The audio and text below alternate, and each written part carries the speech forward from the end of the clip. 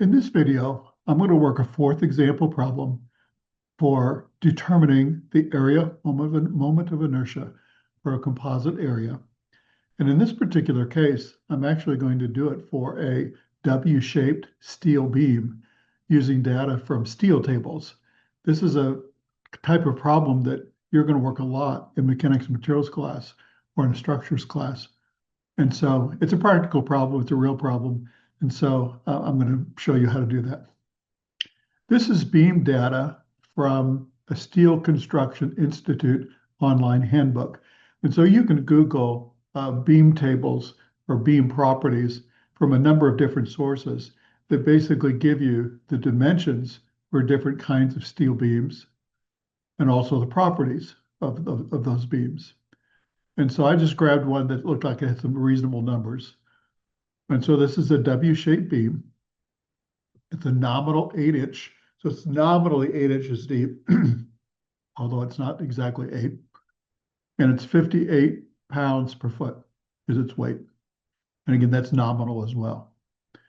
And so the depth of that beam is 8.75. The thickness of the web is a half inch, 0.5. The width of the flange is 0.75 inches thick, and then the width of the flange is 8.22 inches. And it gives the properties. It gives you the moment of inertia about the x-x axis, and it gives you the moment of inertia around the y-y axis. So we're going to see if we can verify those numbers. These are the dimensions of the beam. So this is a flange, top flange, a bottom flange, and a web. So the top flange is 8.22 inches, and it's 0.75 inches thick. Same dimensions are the bottom flange. The total depth of the beam is 8.75. But if you subtract off the 0.75 and the 0.75, the height of the web is 7.25 inches.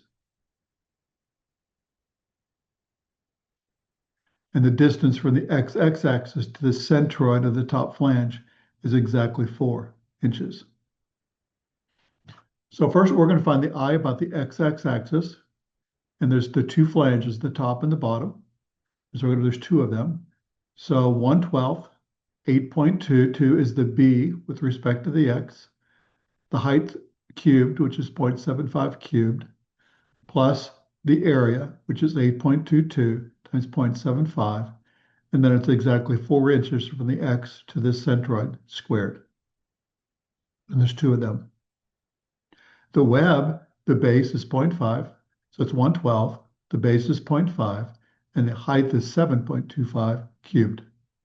So you calculate Ixx from the dimensions to be 213.7 inches to the fourth. And so if you actually look at the table, it gives you an Ixx of 214. So we verified their number. About the YY axis, which is an axis through the vertical, we've got the two flanges, and then we have the web. So the two flanges are 1/12. The base with respect to y is 0.75, and then the height is 8.22 cubed.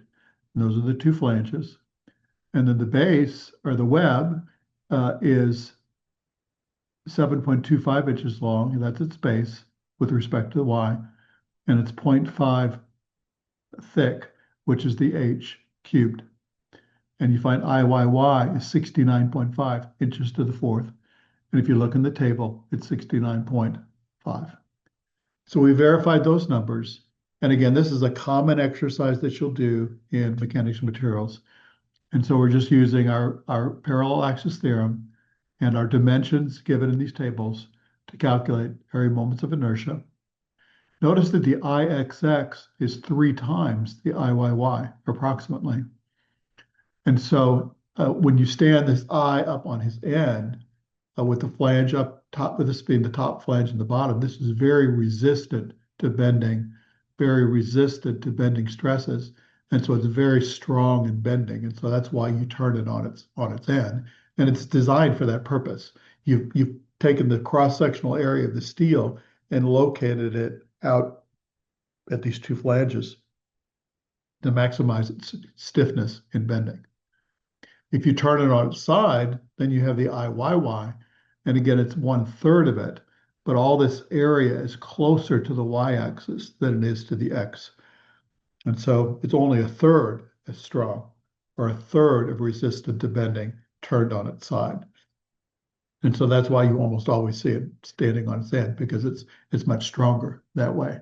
And of course, that's what we as engineers want to do. We want to use the same amount of material, but accomplish the most we can for that same amount of material. Or we want to minimize the material that we use to accomplish a particular design end.